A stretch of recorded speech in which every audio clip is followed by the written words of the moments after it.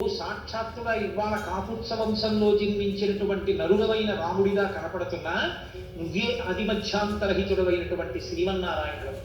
శంఖ చక్ర గదాపద్మములను పట్టుకునేటటువంటి వాడి శాంగమనేటటువంటి ధనస్సుని, కౌమోదకి అనబడేటటువంటి గదని పట్టుకుంటావు. అటువంటి వాడిని నందకమనబడేటటువంటి ఖడ్గము నీ యొక్క ఆయుధము. అన్ని వేపులా సైన్యము కలిగిన వాడివి కాబట్టి విశ్వక్సేనుడు అని నీకు ఒక పేరు ఉంది. సమస్త ప్రాణికోటిలో నీవు లయమై ఉంటావు. నీవే ఉండి అనేకమైన నామరూపాలుగా కనపడుతుంటావు. ఇంద్రుని సైతము సృజించేటటువంటి వాడివి. నీ నాభిపద్మంలోంచే చతుర్ముఖ బ్రహ్మనైన నేను సృజింపబడ్డాను. నీవే యజ్ఞస్వరూపం, నీవే వషట్కారం, నీవే ఓంకారం, నీవే గోస్వరూపం. ఈ గగనము, ఈ దిక్కులు అన్నీ కూడా నీ చేత పరివ్యాప్తమై ఉన్నాయి. నీవే అనేక నామములతో అనేక పర్వతములుగా, భూమిగా, అనేకముగా ఇక్కడ ప్రవర్తిల్లి ఉన్నావు. నేను నీ యొక్క హృదయాన్ని, అంటే బ్రహ్మగారు, నేను నీ హృదయాన్ని, నా భార్య అయిన సరస్వతి నీ యొక్క జిహ్వ, దేవతలందరూ నీ రోమములు. ఇది స్వయముగా నీ శరీరముగా చూసినప్పుడు సాకారముగా నువ్వు, అది నీ యొక్క స్థితి. అటువంటి వాడివి.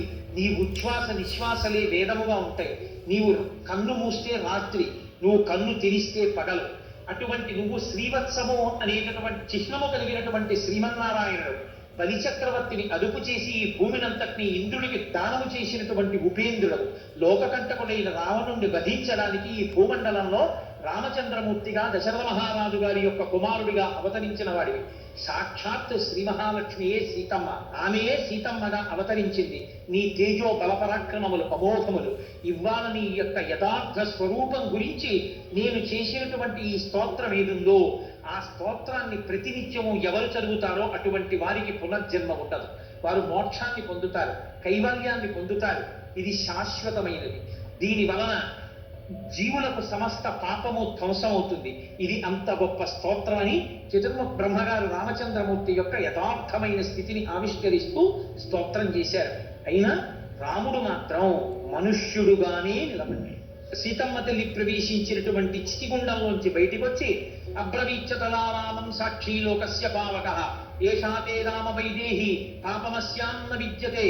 నాయన రామ, ఈ తల్లి సీతమ్మకి ఏ పాపమో అంటది. త్రికరణ శుద్ధిగా ఈ తల్లి నిరంతరము నిన్ను మాత్రమే సేవించినది. ప్రలోభ్యమానా వివిధం భద్రుమానాచ మైథిలి నా చింతయత తద్రక్ష తద్గతేనంతరత్మన విశుద్ధ భావాం నిష్పాపాం ప్రతి గృహీశ్వరాఘవ నకించిదభిధాతవ్యం అహం ఆజ్ఞాపయామితే తద్యౌ ముహూర్తం ధర్మాత్మ భాష్పం వ్యాకులోచన. అప్పుడు అగ్నిహోత్రుడు అన్నాడు, ఎన్ని రకాలుగా రావణుడు ప్రలోభ పెట్టాలో అన్ని రకాలుగా ప్రలోభ పెట్టి